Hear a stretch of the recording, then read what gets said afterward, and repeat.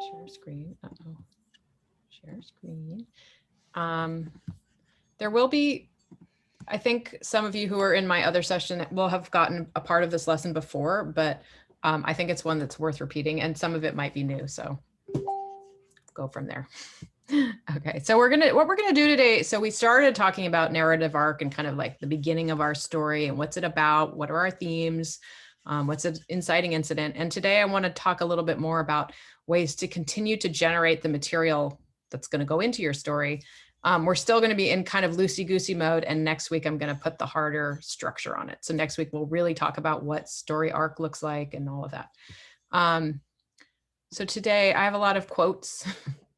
I'll read this one and then I'll ask for volunteers. I like this one. And it's funny, Debbie, you brought up something in our last, when Kara's presentation, you brought up that issue about how you've heard that memoir, you don't have to get all the facts right. And I will be talking again about that today. And I hope that I've not led anyone to believe that it means you can like make anything up it completely. But I do think, well, I'll get to the slides that will say more about that. Anyways, memoir isn't the summary of a life. It's a window into a life, very much like a photograph in its selective composition. It may look like a casual and even random calling up of bygone events. It's not. It's a deliberate construction. So I keep trying to drive this fact home, that you construct your story as you wish it to be seen. And, you know, if your sister or brother or uncle were to write the same version of the same story, it would look different, you know, by dint of the way that we all see things differently. Who would read this one for me, this quote? Just unmute yourself. I will. Okay. I gathered together the dreams, fantasies, experiences that preoccupied me as a girl, that stay with me and appear and reappear in different shapes and forms in all my work. Without telling everything that happened, they document all that remains most vivid. So something I was thinking about, and as we do the exercises today, I think will come up as well, is do you ever notice that when you reflect back, particularly on the story you're trying to tell, that there are certain things that just repeat or recur, or you have this like, they're not all the parts, but there's certain parts, they're just at the forefront of your memory. And I think that that's because they were evocative or transformative or painful, right? So there are going to be certain parts of our story. And I also think that in some ways, this is your unconscious telling you, these are the parts of your story that you need to tell. It's like the things that keep coming up for you over and over again. And, you know, you sometimes you might not even have given them much thought. Like, why does that story about my dad or my brother in the car, you know, well, maybe that's a memory you need to stop, slow down and go into and find out why it keeps recurring. But I like that quote a lot. So I want to start by just reminding us that memory is changeable. It is not a fixed thing. Here's one more quote. We've got more today. The ideas we hold of ourselves are often not firmly grounded in reality. Our memories are influenced by how we want things to have been and not necessarily the way things were. So I think in a way, writing memoir almost instantly makes all of us a slightly unreliable narrator, because it's only ever going to be one person's perspective if you're just describing your own story. I just finished reading this memoir called Blow Your House Down. And it's about this woman whose novels I've loved. Her name's Gina Frangello, and I admire her as a writer. But it's her story of basically the affair she had that blew her life down. And it's about a lot more than that too. And it's about how women are held to different standards than men. You know, men get congratulated for quote unquote bad behavior, women get punished. You know, and it kind of asks the question, like at the heart of everything, like, you know, it asks some tough questions and it can be, but anyways, I kept thinking, oh, I'd love to read her husband's version, her daughter's version, her lover's version, because, you know, you're only getting her perspective, right? So it just made me think about how every story is one person's reality, and that's okay. Like it's really okay. And I think we need to tell those stories. But as a result, there's always going to be someone who tells you it didn't happen like that. But it doesn't matter, because your memory is not a consistent fixed thing where we can all just take a snapshot of a memory and have it look the same. So this is where, Debbie, it comes back to what you were saying. What I've been telling you is release your need to remember things exactly as they happened.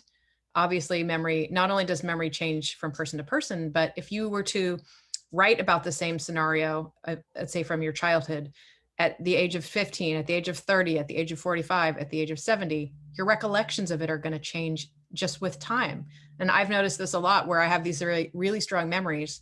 Then I was rereading some old journals and I realized, oh, that didn't happen when I was 10. That happened when I was 15. Like, why did I think, but that isn't so important to me. And as Kara also said in her talk, it's so funny that these things align today. You can rely upon some physical external things to help you get to those places, objects, photographs, conversations, letters. She brought all that up. I love that so much. So what we're trying to get at, what is most important here, is the emotional truth. Would somebody read this quote for me? Please. I think in some sense, your memory is much truer than a videotape would be. Memory captures all these stuff that a videotape wouldn't capture. Pretty sure I didn't type that accurately. All these stuff.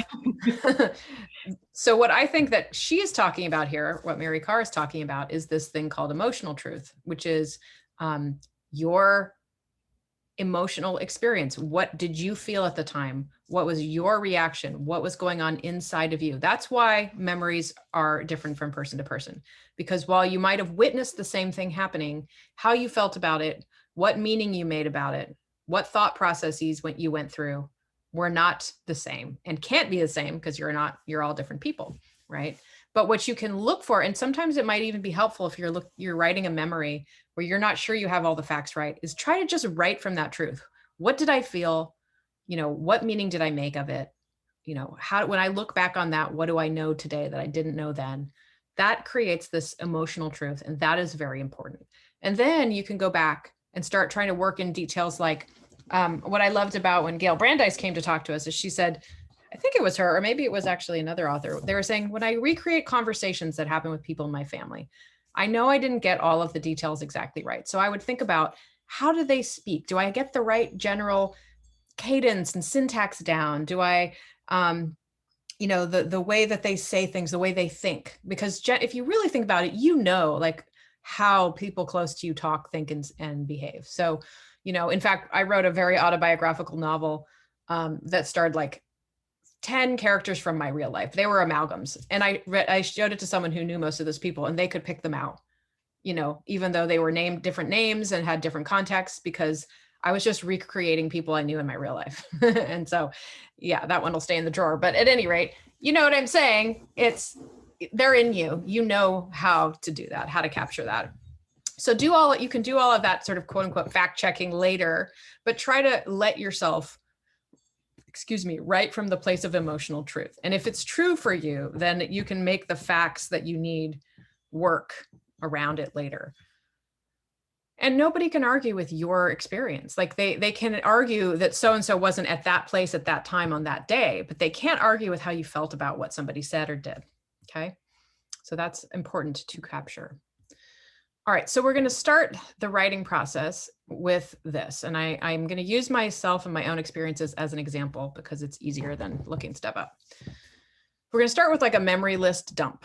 And so I want you to think about the memoir you're writing or your story, its themes and storyline. And I want you to just brainstorm memories that come up, any and all memories you can think of, that kind of like that you want to write about at some point, or just let them come into your consciousness. Don't even try. They can come in sentences, they can be phrases and images. So I'm giving you some examples. If I were to write about the topic that people are always saying, you should write a memoir, which I don't think I ever will. It has to do with growing up. My mother was deep in her substance abuse addiction. My father was dealing drugs. I went back and forth between their houses. So I lived on a street called Picnic Avenue. My husband always says you should write a memoir called It Was No Picnic Avenue. Black wrapped cash and tomato plants. That's what I was supposed to call the pot. My dad would have money wrapped in cash, in black plastic, but I knew what it was. Mom's signature scent as she whisked in drunk after a night out.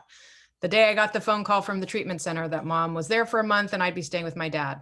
Stealing gum from the dealer's house while dad was engaged in business and him yelling at me for it later, the irony. Okay, so these are, I know, right? Like, you're selling drugs, okay, people? Why are you? I'm mad. Anyways, so these would be things that would just kind of memory dump come up, okay? So these are my examples. So I want you to do this first. And we're not going to read these. We'll read a later exercise. So just even maybe put in a circle, do that kind of brainstorming thing, the theme or topic of your memoir or story. And then you can just do offshoot memories. Make them as simple as possible. Like you don't have to go into any detail yet. Does this make sense? Okay. For once, we're actually striving for quantity over quality here.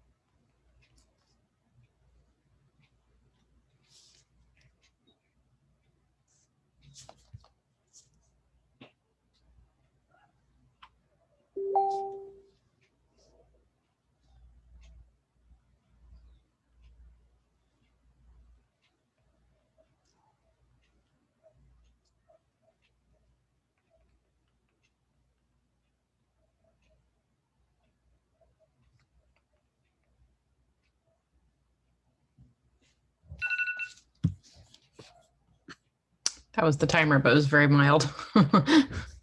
All right. Okay, so we're not going to read this one, but hold steady because we're going to keep going. This is a 3-part exercise and we'll read the 3rd part. Okay, so let me move this box around. What I want you to do now is to establish categories. And again, this is very loose. Don't work too hard to make this add up to something, but think about from the memories you've started to write down, might any of them fall into some larger organizing themes? So also keep in mind, this is an exercise I hope you will repeat at home at length so that you will come up with more and more and more memories and put those into scene form later on. So for my example, I came up with 2 categories: secrets, poorly kept, my mom's drinking, my dad's stealing, moments of abandonment, feeling abandoned, mom going into treatment without me telling me. They could be other things: places, time periods, all the times I did X, ways I learned to cope, anything, and it can try to make it make sense for your story. Okay, so see if from what you've come up with, you can come up with a couple of categories. And even if you haven't gotten to writing all the memories, but you know some categories that you think it would, just go ahead and write those down. Does that make sense? Okay.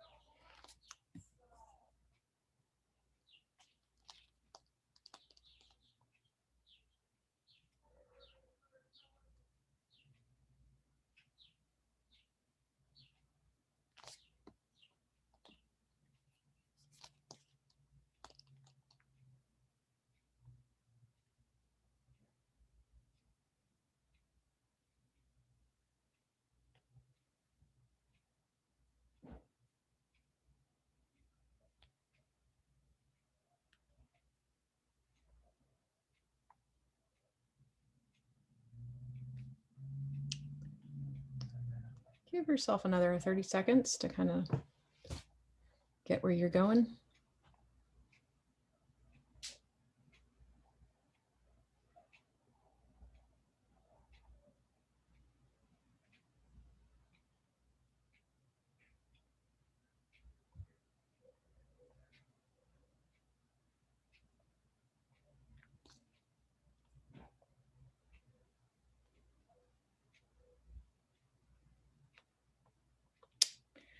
All right, start to wrap it up. I know probably didn't give you quite enough time.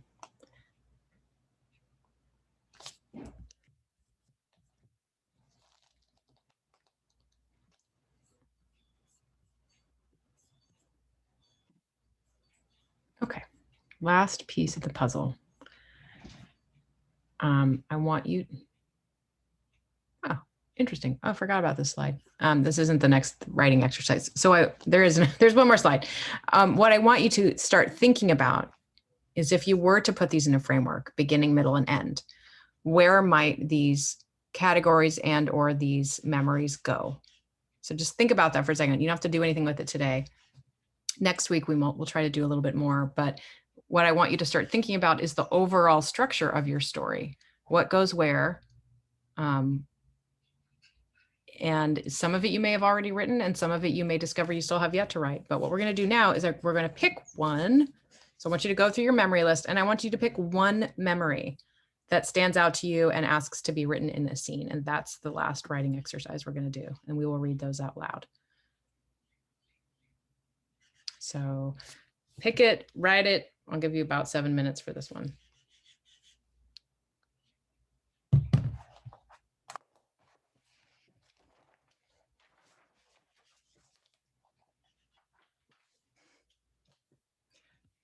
Crow is walking my fence asking for snacks, so I'm going to go feed him.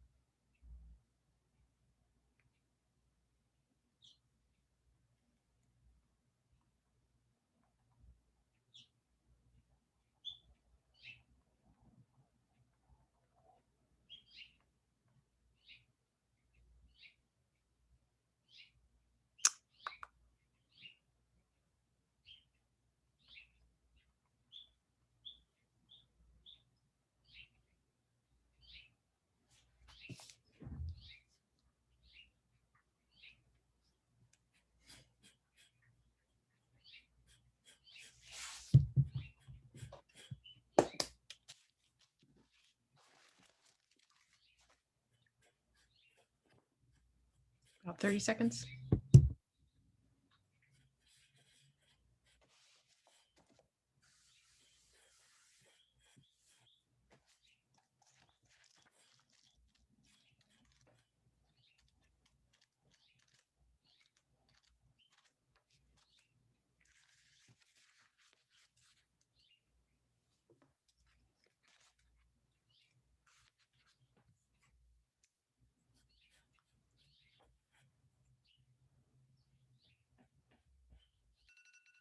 Okay.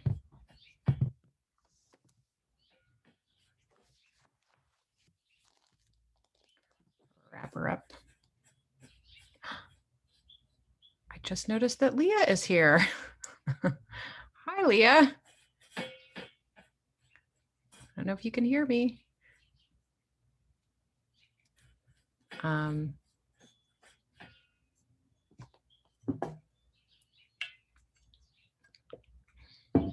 All right, so who would like to read first? Your faces are hilarious. Karen. Oh, Karen and then Jesse. He shows up at my door in cotton drawstring pants and a Top Dog t-shirt. I've never seen him in anything but a suit. He'd asked me out at work, and I invited him to come cook wok food with me instead. Totally casual, nothing romantic. I'm an expert at steering guys into the friend zone before they realize what's happening. All those years of keeping all males at arm's length have made me a master at it. It's a protective habit that I'm unable to break. Talking Heads on stereo, and I've already had 2 glasses of champagne. I'm subconsciously bopping, but he doesn't seem to mind. He actually seems to like it. Wow. Thank you so much. I didn't get to the good stuff. Well, I know I never give you guys enough time, but now you have a start. And one of the things I've read is that when you leave a piece somewhere where it's kind of incomplete, it's actually a little easier to dive back into it when you go back to it. So when you pick that up again, you know, you get to go to the good stuff. So thank you. Who would like to go next? I will go next. Oh, I said Jesse. I'm sorry. You already gave Here me we go. permission. I know I did. I'm just attack me. I also did not get to any good stuff, but okay. Oh, sure. When I look back on it, it seems silly. I was so afraid. I was so afraid to go to the medical marijuana dispensary for my first appointment. So afraid that my parents came with me for moral support and maybe a little bit to satisfy their own curiosity. While I had experience with illegal cannabis many years before, I'd never been to a legal dispensary. Living in New Jersey, there were very few.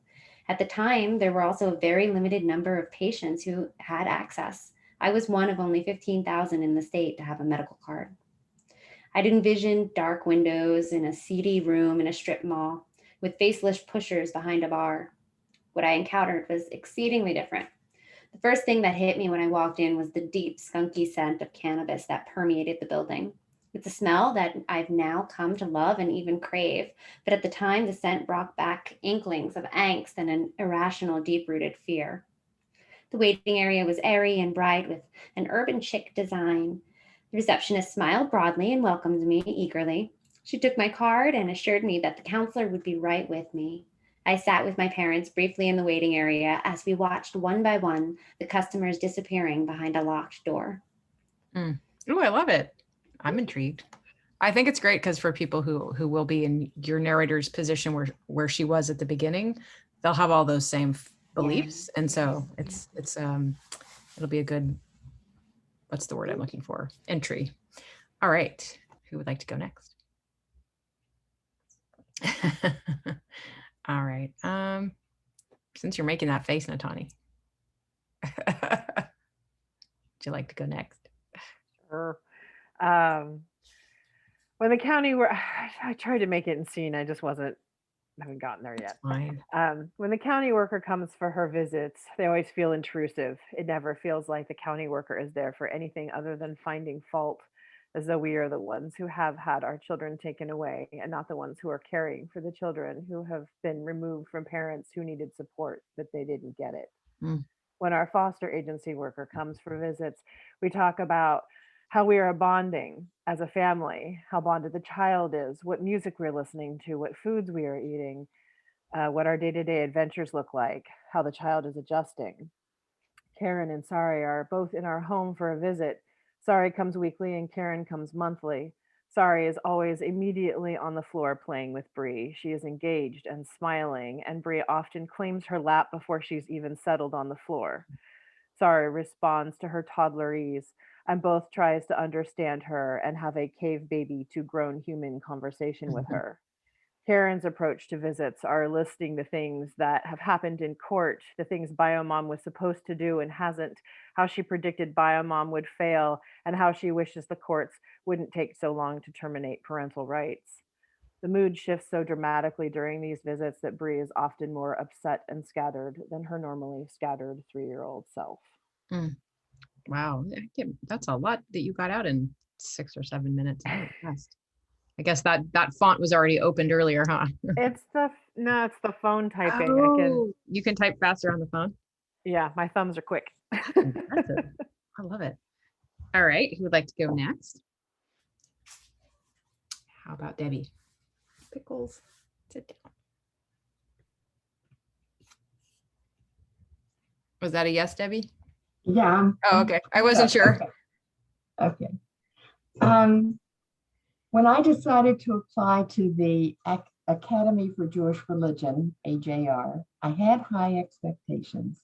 This was my moment, the answer to a life of longing, the beginning of fulfilling my calling.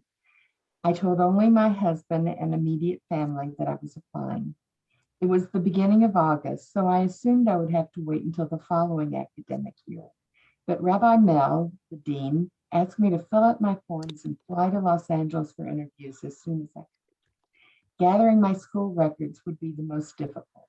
I didn't have a degree, but I had taken a degree's worth of classes from several schools. This would become an obstacle to overcome, but he didn't say no. The following week, I was in Los Angeles. I rented a car and, before the days of GPS, struggled to find AJR, which was housed in an old temple near Venice Beach.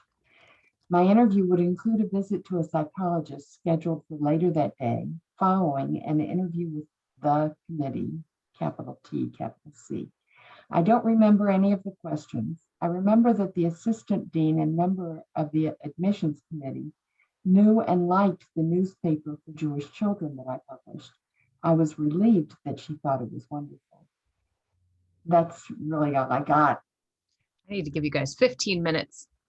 Yeah, good. Well, I mean, you all have really strong starts though, so I can tell that you're on the way to really interesting pieces, and with more time, you can get to them. So I really do hope you will finish. Kay, would you like to? I noticed your camera went off, so I don't know if you're busy.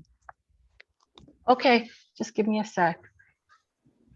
So I'm just gonna say there's some trigger warnings, and if no one's comfortable, then I won't read it. So this is a little bit about pedophilia. I don't describe the act, but Why don't we do this? If anyone here is not comfortable, why don't you mute yourself or mute the screen, turn it down and turn your camera off, and I'll chat to you when it's over.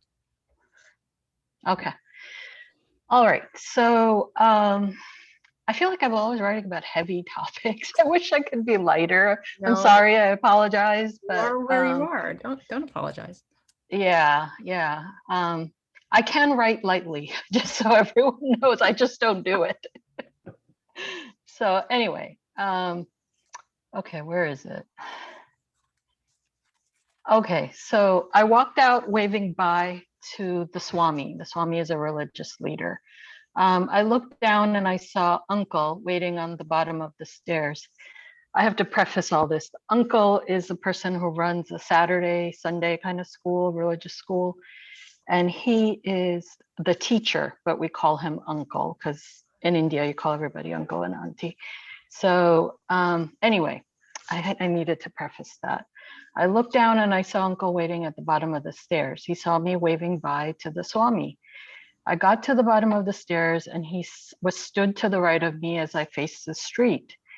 He said, "You shouldn't have waited on the stairs for Swamiji. This is his time to sleep."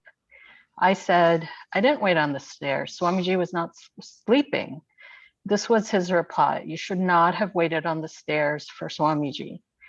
Uncle saw me walk out of the Swami's apartment. Why was he saying this? Didn't he know that the Swami asked me to come that day? I stayed quiet as I didn't know what else to say. I wasn't the type of kid who challenged authority. He said, "You better go now. You need to get home."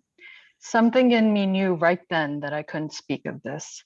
When I was in that apartment, I didn't really think that anything was not as it should be. It was a new experience and I found it odd but not unsettling. Where there had been no guilt or shame, I suddenly felt shame wash over me because Uncle was trying to tell me it didn't happen. Mm, wow. Well, for the record, it wasn't, it didn't feel so heavy to hear. Mhm. But when you're holding the memory inside yourself, you're carrying the extra weight, you know. But Yeah. but thank you for the warning. I mean, I appreciate it. So what I hope all of you will do is spend more time with this, particularly if you are still trying to generate material. Obviously, if it's coming to you easily, you might not need this exercise, but I would love for you to try and generate more material and see how, before we even talk about structure, I would like you to sort of organically think about how you might organize it into that kind of beginning, middle, and end. Like, what are the pieces of the story that I need to tell up front? You know, what do I need to tell more in the middle? And then at the end, and thinking about your own narrative arc, your own character's journey. How are they different at the end of your story than they were at the beginning? And again, a reminder, they don't have to have a huge monumental transformation. It can be a slight shift. It could be an attitude shift. It could be a geographical shift, right? There's all these different kinds of shifts that you can have that show just how different your narrator is. Another thing I wanted to show you here is in this book, this little book, which I use called Breaking Ground on Your Memoir. I can't tell if that looks backwards, by Linda Joy Myers and Brooke Warner. So Linda is the head of the National Association of Memoir Writers, and Brooke is the founder of She Writes Press. So they put this little book together on, it's very small and simple, but I like the information in it. And one of the things they have in here is a simple scaffolding. And I'm just going to hold it up. Don't worry, I'll tell you what it says. Hey, Mr. J, I hear you. The nuts are out front. So she's got it broken down. So it's like chapter 1, and she gives it a name: Horses Coming Back into My Life via Amy, my middle daughter. Scene 1, walking into barn. Scene 2, scene 3, scene 4. Chapter 2, unreachable mothers and daughters. So, you know, scene 1, flashback pony I had when I was young. Scene 2, my nanny leaving. So you see, in a similar way, they're already suggesting you construct your book similar to the exercise I did, which doesn't come from them. Oh my gosh, I have to shut my window because he's being very competitive for the spotlight. So what I like about this is kind of the idea of organizing it around a name or a theme, right? And then thinking about what are the scenes within that name or theme that I would tell. And then of course, so this is like micro level. Then at the macro level, you're thinking, where do each of these go along the story? So I'll see if I can take like a screenshot, or what do you call a screenshot of a book? My book, A page my shot? A photo. A photograph? Photograph. What, Debbie? my copy of that book is about this big. It's tiny. It's just perspective makes it look bigger than it is. Oh, Like, and trying to think, for example, this notebook is like 8.5 by 11. oh, okay. You just needed perspective. Yeah. I did. I got the wrong book.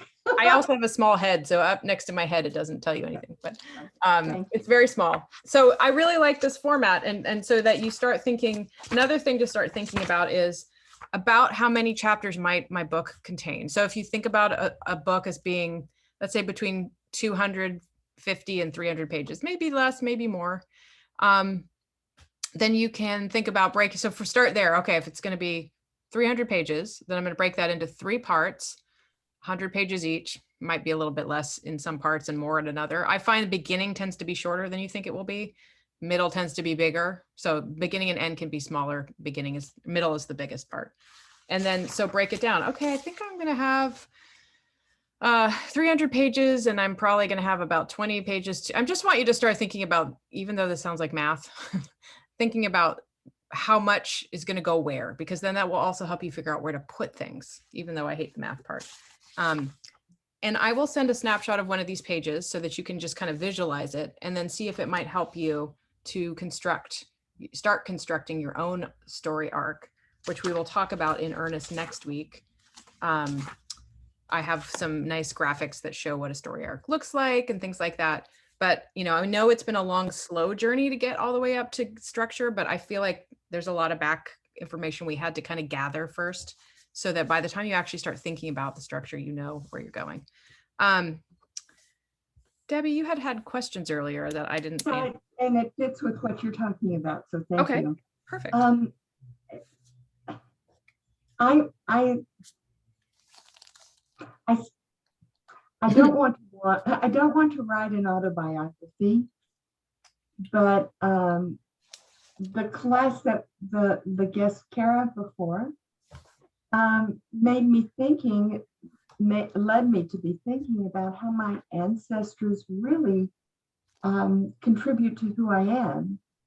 And does that make them autobiographical material, or do they fit in a memoir? They absolutely fit in a memoir. With what belongs here and what doesn't. Well, yeah, I understand what you're saying. So I would worry less about what you're writing in terms of what it's called right now, because I fear that since you describe yourself as being in your head, I fear that might hold you back. You can maybe you could get caught up in that thinking. And I would think more about, like, again, if nothing else, first of all, what do I want to share about my life? And also, what do I want readers to take away? Like, am I trying to educate? Am I trying to open up? Like, I feel like a very common reason to write a memoir is, I had this experience, it was hard, painful, or interesting, and I would like to share it with others who might have a similar experience or might benefit from knowing they're not alone, or, right? There's like I'm telling my story to reach you, whoever you are. And I think that's a very valuable story to tell, as well as I just have a story that I want to look at my life in a snapshot by writing it down. There's no bad reason to write one. But so that's why I think it helps to think about, what is it I want my reader to take away? What am I trying to convey, both large and small? Am I trying to convey, you're not alone? Am I trying to convey people survive terrible odds? That women can overcome social and time-based pressures or restrictions, right? I'm just spitballing things here. So thinking from that might help. And then I think the ancestral stuff is very important, especially if that resonates with you, because it's all talking about what informs you, what informs your experiences. Like, I often write about my grandparents who survived the Holocaust, and I wasn't raised in the Jewish faith, even though my grandparents were. And there's a lot of interesting history about why. My Opa had 7, he's one of 7 brothers. They all made it out of Germany. They all had families. Do you know how many I know? 0. I have a family that is so huge. And the reason why is because my grandfather renounced religion. And so they didn't merge and mingle families. And sometimes I have grief. I actually have quite a big bit of grief as a almost only child on my mom's side. So this ancestral stuff is huge. It doesn't have to be like, I'm telling the story of my ancestors and then I'm telling my story. It can be, I feel like it can be merged, but I think you kind of just have to like open the door and just see where it takes you first.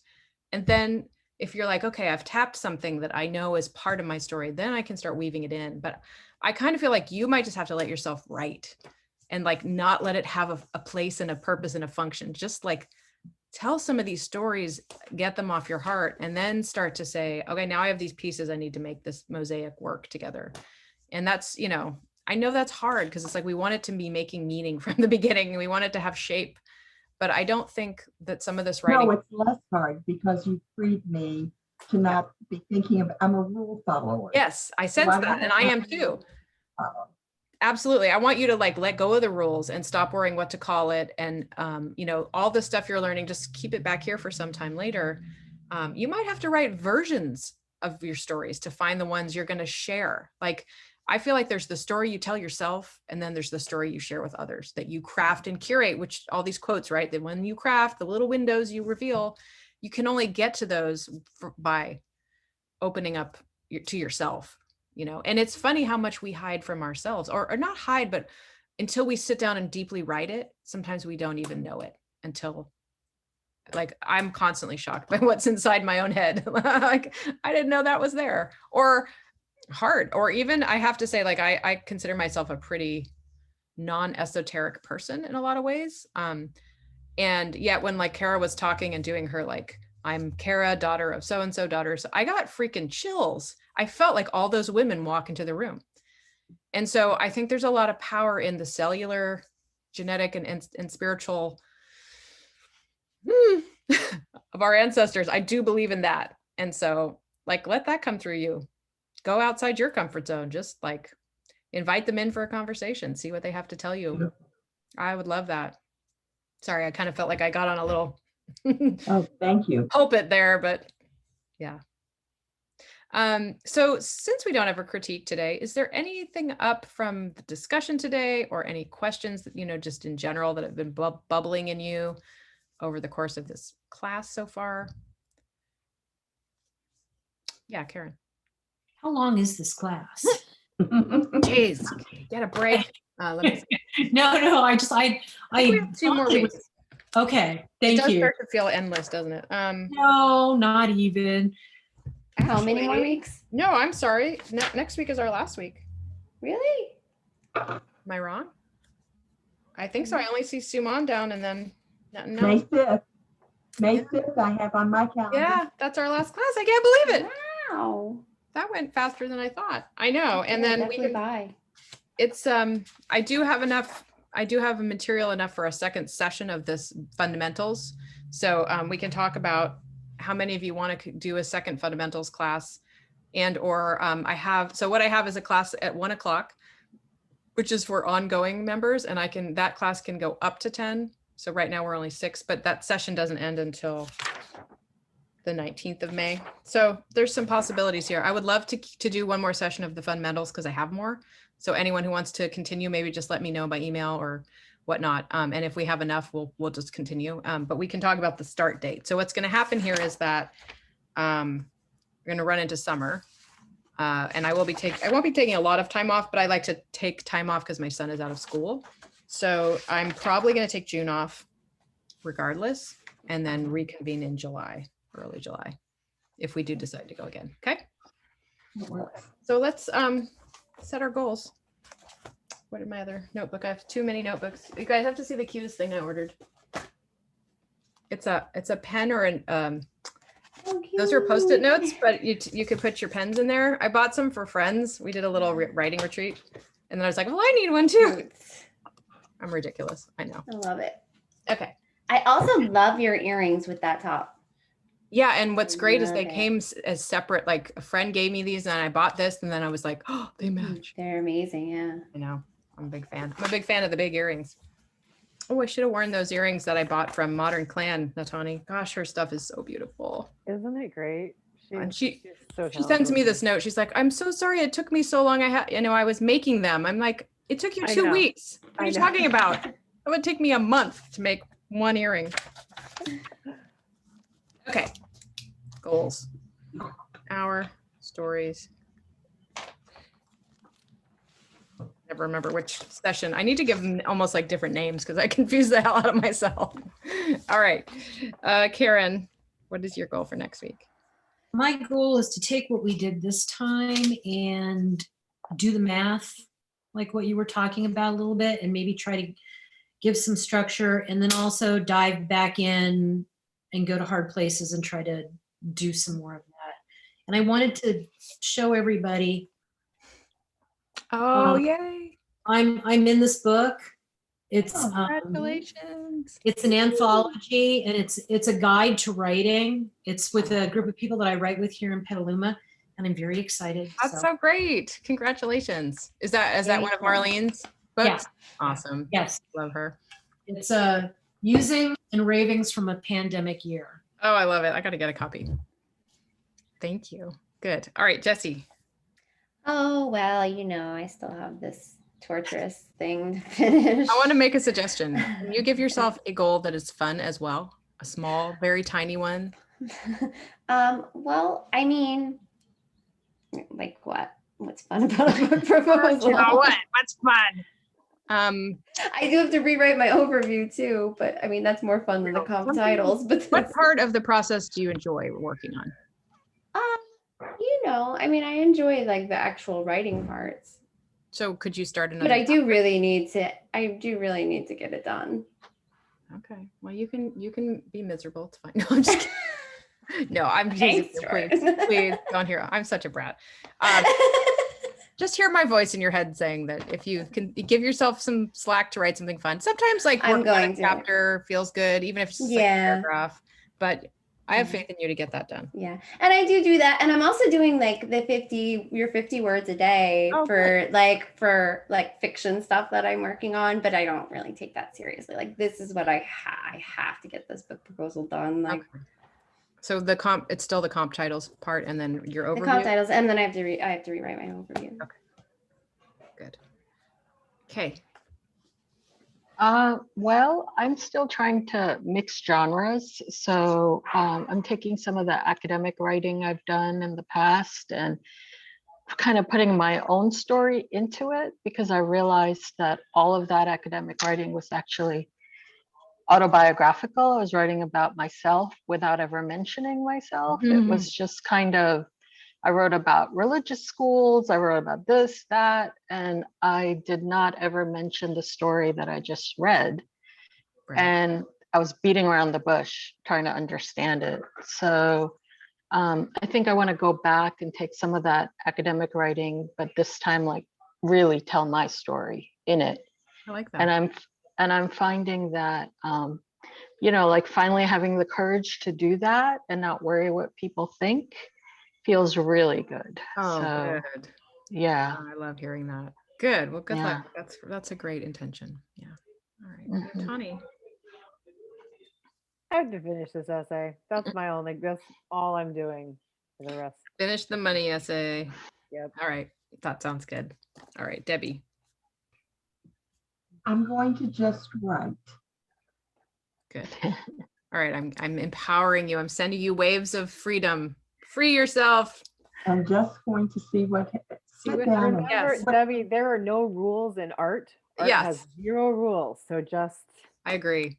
yeah. It's just it's create. kind of like you have to learn the rules and then break them all. That even in writing, I feel like that's true too. It's like learn them and then. I'm also trying to be linear. Mm-hmm. And Oh yeah, I know. this happened, then this happened, then that happened. I think then- especially for memoir, that's really hard. It's like, that's what I like about the memory list exercise. It's like what memories pop up, but they're probably, half of them probably don't even come in the same time period, So, and if you do get extra time atop your goals, try to continue maybe one of the prompts that we did today. And otherwise I'll send out the recording, and next week will be our last class. I hope everyone can make it, but I understand if you can't. And we will be critiquing Suman's piece that day. And we'll talk about future dates and stuff. Thank you. All right. Thank you. Thank Good you. seeing you guys. I'm gonna miss you after next week. I know, well, stick with us in the next session, although we'll still be a while before we. Yeah, I know. For sure. All right, kids. See you next week. Bye, everybody. Bye. Bye.